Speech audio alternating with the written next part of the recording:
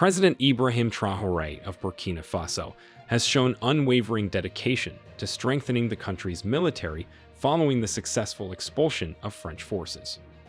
Under his leadership, there has been a strong emphasis on equipping and preparing the armed forces, something that was previously unattainable during the period of French influence.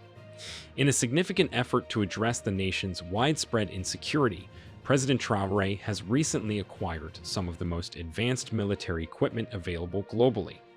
These acquisitions, worth millions of dollars, have been made possible through the collective contributions of Burkina Faso citizens and the responsible management of state finances.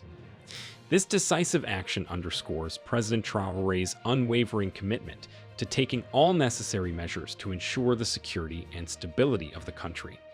The newly acquired equipment, including armored vehicles to combat improvised explosive devices, weapons, ammunition, and military engineering devices, aims to enhance the capabilities of the armed forces in their fight against terrorist groups. It is my belief that freedom has been restored in Burkina Faso. Just a few weeks ago, President Ibrahim Traore boldly highlighted a significant obstacle in their fight against terrorism: the refusal of the French to sell them essential military equipment. Faced with this setback, Burkina Faso made a resolute decision to turn to Russia. By securing military supplies from Russia, the country is now better equipped to confront and eliminate the terrorism threat within its borders. It is important to recognize that there is a perspective that suggests the deliberate disarming and weakening of Burkina Faso's armies by the French and the West in general. The motive behind this action is their awareness that once Burkina Faso's military is well equipped and armed, they cannot be easily bullied, and the exploitation and looting of the country's resources would cease. This is why they have refused to sell weapons to Burkina Faso, falsely claiming concerns about internal conflicts, while paradoxically supplying arms to terrorists, contributing to the destabilization of Sahel countries. In a critical moment for Burkina Faso's future, President Traore emphasized the pivotal role played by his troops in shaping the nation's destiny. He acknowledged the profound sacrifices made by many of them who had paid the ultimate price in the face of a formidable adversary. Despite the hardships, their unwavering determination remained unyielding. They stood resolute in the face of adversity. Shifting focus to practical aspects of warfare, Traore outlined initiatives aimed at strengthening the army's capabilities and improving their effectiveness on the battlefield. Recognizing past equipment deficiencies, Traore assured his troops that measures were being taken to address these shortcomings.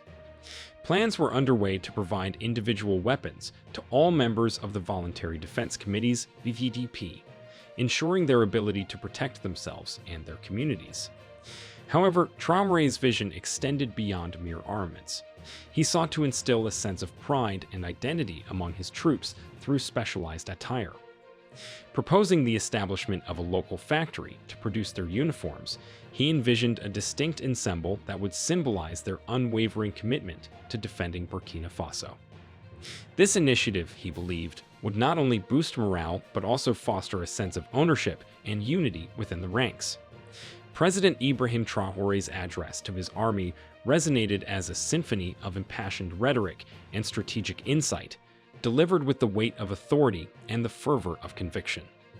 Surveying the landscape of conflict plaguing Burkina Faso, his voice carried a mixture of urgency and determination, compelling his troops to confront the harsh realities of their nation's predicament. Furthermore, they have utilized their diplomatic ties to obstruct the acquisition of weapons from other sources. To gain a better understanding of these events, I would like to share a speech where Ibrahim Traore made some shocking revelations during a meeting with his army. In this speech, Traore discusses various topics, including the West's involvement in the elimination of Gaddafi and other significant issues. The speech, lasting over 30 minutes, encapsulates a tapestry of appreciation and strategic planning, with each word carrying the weight of their collective sacrifice and resilience. Traore begins by acknowledging the courage of those who have taken up arms in defense of their nation, highlighting the diverse contributions of individuals amidst the backdrop of conflict. With a somber acknowledgement of the harsh realities of war, Traore emphasizes the roles of soldiers and civilians, underscoring the stark choice between confronting the enemy or succumbing to oblivion. With meticulous attention to detail, Traore vividly portrayed the insidious threat posed by terrorist elements lurking within Burkina Faso's borders. His words carried a sense of disbelief as he questioned the existence of such malevolent forces within their homeland, hidden within dormant cells. Yet, there was no room for doubt or hesitation in his assessment. These were enemies of the nation, determined to sow chaos and subjugation. Traore's analysis went beyond the external threat, delving into the complexities of Burkina Faso's internal dynamics. He cast a discerning gaze on the entrenched systems of oppression and manipulation that had long plagued their society, recognizing the insidious influence of those who sought to keep them in bondage. With unwavering determination, he outlined the binary choice facing his troops: to accept perpetual servitude or to rise up in defiance and fight for their freedom. Exhibiting masterful leadership, Traore urged his soldiers to remain vigilant against manipulation and misinformation, emphasizing the importance of solidarity and mutual support in the face of adversity. His words carried the weight of moral authority as he reaffirmed their position as the vanguard of Burkina Faso's struggle for independence, reminding them that their decision to take up arms was an act of unparalleled patriotism. With resolute determination, Traore rallied his troops to stand firm against those who sought to undermine their resolve, urging them to disregard voices of doubt and discouragement. His vision for victory extended beyond mere military conquest, encompassing a collective awakening to the true essence of patriotism and self-determination. Ibrahim Traore's address reached its climax with a scathing critique of external interference and manipulation, unveiling a complex web of geopolitical intrigue that threatened Burkina Faso's sovereignty. With meticulous precision, he dissected the deceptive tactics employed by a purported non-governmental organization, exposing it as an instrument of state power rather than a genuinely independent entity. Traore's condemnation was searing, accusing the NGO of spreading false reports of atrocities committed by the nation's security forces to undermine morale and hinder the populace's resistance.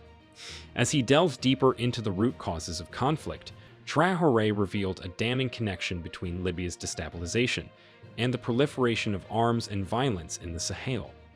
With surgical precision, he exposed the complicity of external actors in fueling unrest and perpetuating conflict for their own geopolitical gains.